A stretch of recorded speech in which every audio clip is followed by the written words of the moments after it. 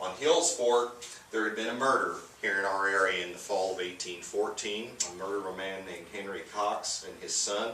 Son was missing. Turns out later the boy had been murdered as well. The Rangers, altogether 12 of them, had come to Hills Fort to investigate this missing boy and this murdered man.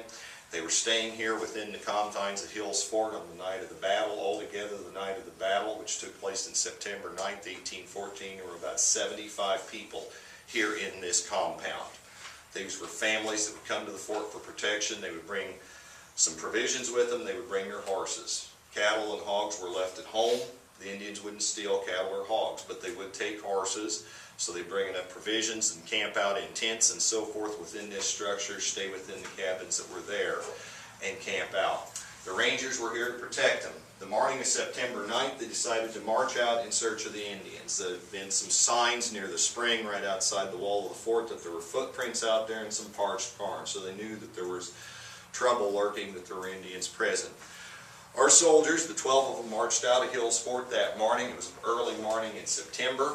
It's right at 199 years ago. Next year will be the 200th anniversary. They marched out of the fort, marched across what is today Cease's Fields, and as they crossed a ridge on the farm just to the west of that, they fell into an ambush. About 80 Native Americans, we believe them to be Winnebago, jumped up and fired at the same time and killed 4 of our soldiers that day down on that site.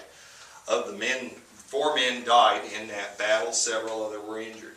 One of them was William Burgess. William Burgess became the founder of the town of Millersburg down here in the southwest part of Vine County. Another one was a man named Tom Higgins. Both these men were shot. They were off their horse. They're stranded on this hillside. It was an early September morning, and there was kind of a foggy mist in the air that morning. The gunfire went off. If you've ever seen a black powder musket go off, it creates a great cloud of smoke, and when a number of them go off, it left a huge cloud of smoke covering this hillside. Tom recovered from falling off his horse. Higgins did. He jumped up. He realized that he's by himself on the hill. He survived this initial volley of fire. He grabs his horse. He gets ready to ride back to the fort, and as he's getting ready to run back to the fort, one of his comrades, William Burgess, laying in the grass aside, hollers, "Tom, Tom, you won't leave me. You won't leave me." He says, "No, I won't. Let me get you on my horse. We'll both ride back to the fort."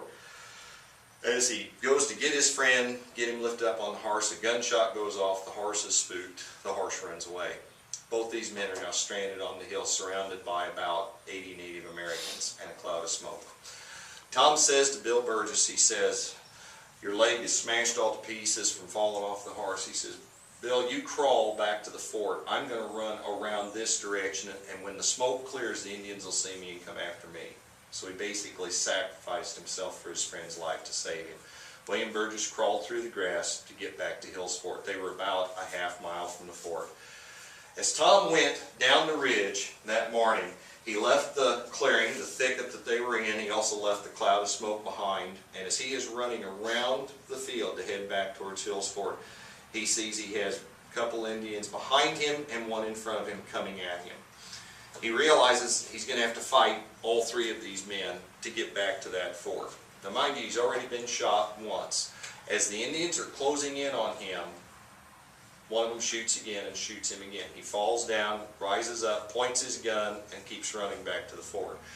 The Indians are running in on him and closing in on him. He realizes he's got a 1-shot rifle and 3 Indians coming at him.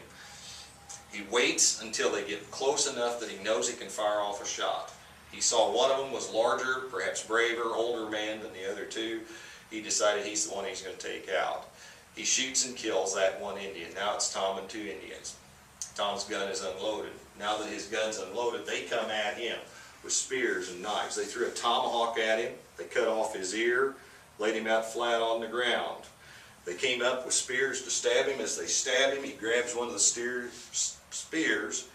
They pull it away from him. As they pull it up, he comes up with his gun rifle, swings, and knocks and kills the other one out. Now it's just Tom and 1 Indian. That Indian starts fighting manfully with him, but realizes this guy's stronger than I thought. He finally turns around and he starts running back to where he left his gun. He's going to try and get his gun, reload his gun to shoot again. Tom realizes if that Indian gets that gun, I'm not going to make it. Tom pulls his hunting knife out and he chases the Indian. Now this is all going on. They've been moving closer to the fort. As they've gotten there within about a quarter mile of the fort, the people in the fort are standing around on these logs on the edges overlooking this and watching this take place. They've heard the gunfire. They see this desperate fight going on as they're coming back. Inside the fort there was a young woman in there. Her husband was one of the soldiers that had rode out. She didn't know if her husband was dead or alive. He had not made it back to the fort yet. She thought he was one of the men perhaps killed. She says to their other rangers that are in the fort, mind you, there's like 75 people in here, 12 of them had ridden out. She says, we got to open the gate. We got to run out and rescue Tom Higgins. We can't lose a man as brave as Tom Higgins. The men in the fort said, no, man, we can't open that gate. We don't know how many Indians are out there. They could overtake us and kill everybody in here. She's like, I'm not going to lose a man as brave as Tom Higgins. She grabbed her own rifle, threw open the gate, and out she went. The men, not to be outdone by a lady, followed her out. They weren't about to let her go out there by herself. So they start running towards the scene of the battle.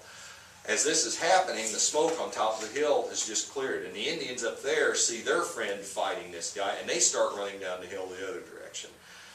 Well, luckily, Lydia Pursley, who was one of the first residents of Tawney Township down in Salem, Illinois, she got to the scene first with the other men. Tom had passed out. He finally lost enough blood from his wound. Like I say, he had his ear. He was shot 4 times that day. He was tomahawked, lost his ear, has stab wounds all over his chest where they've been stabbing him with those things. He's passed out on the ground. They threw him over a horse, brought him back to the fort, nursed him back to health. He lived to tell the story. The story he told to James Hall, who was one of our first authors here in the state of Illinois.